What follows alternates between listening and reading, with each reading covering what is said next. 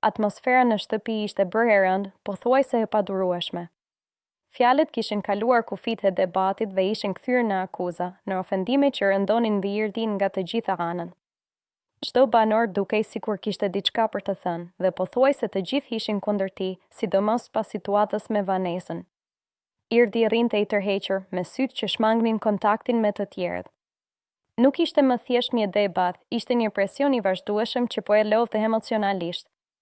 Në një moment, ai u ngrit dhe, me një zë të ulët por të vendosur, tha se donte të largohej nga shtëpia.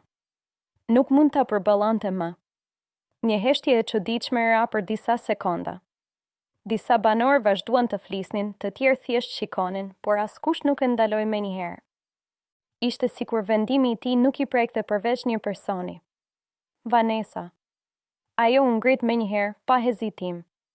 Sytë i kishte ende të skuqur, por këtë herë nuk ishte vetëm trishtim, ishte një lloj force që i vinte nga brenda.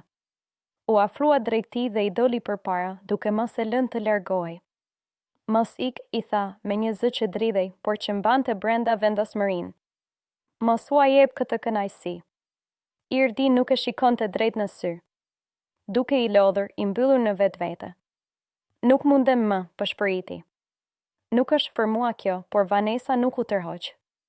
Ajo u afrua edhe më shumë, sikur po përpiqej ta mbante aty jo vetëm fizikisht, por edhe emocionalisht. Mundesh, i tha. Thjesht po kalon një moment të keq. Mos ik për shkak të tyre, mos ik kështu. Zëri i saj u bë më i butë, më personal. Nëse i kitën duke lënë gjithçka për gjysmë. Dhe edhe mua. Kjo fjali qëndroi pezull mes tyre. Për herë të parë, Irdi ngriti sytë dhe e pa drejt. Nuk foli menjëherë. Në fytyrën e tij shihej qark dilema, mes dëshirës për t'u larguar dhe diçkaje që e mbante ende aty. Rreth tyre, shtëpia ishte qetësuar. Edhe ata që pak më parë flisnin me zë të lartë, tani po shikonin në heshtje.